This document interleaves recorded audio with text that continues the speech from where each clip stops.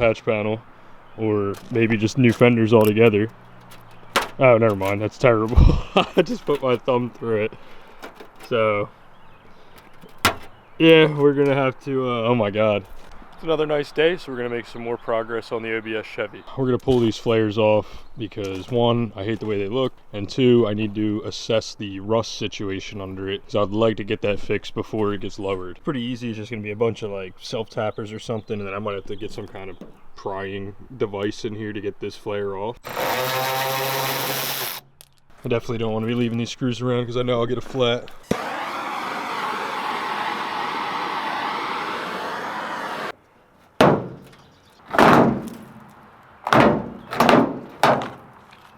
Oh, so that was definitely what I was afraid of. There's like nothing left of this bedside.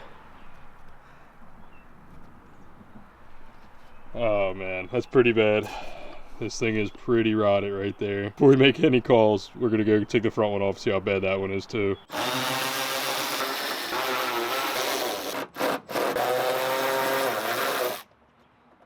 All right, now let's see how bad this one is.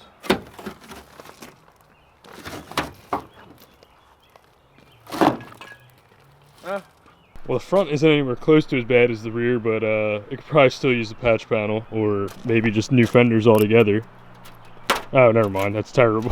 I just put my thumb through it. So, yeah, we're gonna have to, oh my God. Pretty much confirms my suspicions of the flares just being completely rotted underneath. It's all right, they do sell patch panels for these trucks. It's pretty easy to get your hands on. I guess we're gonna have to learn how to do body work really fast and really well. So this whole situation is kind of disappointing, but it was kind of expected at the same time. I pulled the flares off the other side as well, and it was even worse than the driver's side. There's some spots that the patches may not even cover, and I had to cut a rivet out with my grinder that was holding the flare on. And these flares are definitely going in the trash because all this rust is all their fault.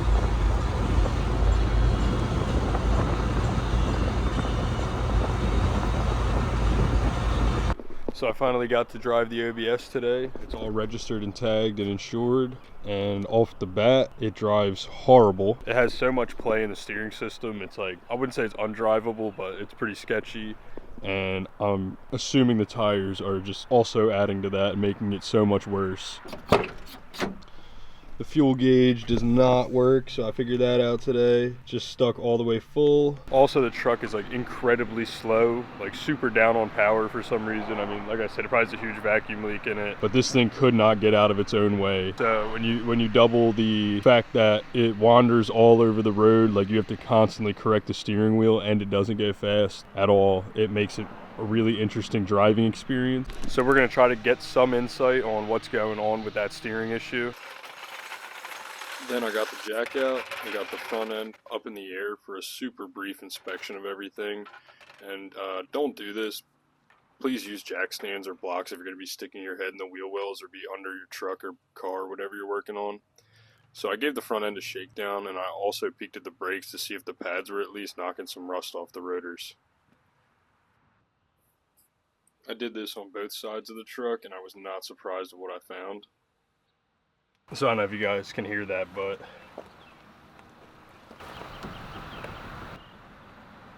sounds like the wheel bearings are destroyed on both sides. So I'll definitely have to fix that. So yeah, front bearings on this completely toast. Gonna have to order them up. If you weren't aware, you can kind of give it like a shake vertically or up and down for ball joint and bearing play, and side to side for steering play. I checked the ball joints out. They didn't look like they were moving, but they definitely looked old as shit, so maybe they'll get replaced too. So I'll probably do that and then get the wheels and tires on at the same time. The insane body rot is definitely a bummer because it kind of changes my outlook on the truck, as if I should even lower it. But I think we'll still do like a small drop, maybe like a cheap 2.4 drop with just a drop shackle in the back. I think my favorite surprise of all that this truck gave me was I was going around telling everybody it was a 92 Chevy 1500, and sorry to the state of New Jersey or anybody at NJMBC watching this, but I bought this truck a couple months ago and I just got around to registering it now, and it was the first time I looked at the title, and it's actually an 88 2500. So it's a 6-lug rear or a 6-lug hub. I think the leaf pack's a little bit different for the leaf springs,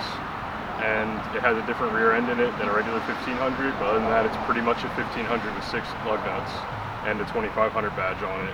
But I was not aware of that, and that's probably explains the fender flares a little bit better and why they were even on there. But yeah, that was definitely the biggest surprise of this truck. I was expecting the rust under the fender flares the whole time. I knew it wasn't going to drive that great. It's an old Chevy. I work on 4500 chassis all day at work, and they barely even drive good new. So I was expecting this thing to be terrible, and it lived up to its expectations. It didn't break on me first time I drove it. I drove it to work, back, got gas in it. I definitely don't miss paying for gas for a truck, kind of what you got to deal with. But yeah, I mean, now I'm probably just gonna fill the back of it up with scrap, because that's one of the reasons I bought this, is to be like a beater errand truck. And that's probably gonna be it for this video. Almost at 800 subscribers, so big thanks to you guys for supporting us, supporting the channel. We got some cool stuff coming, possibly some merch, and we'll see you on the next one.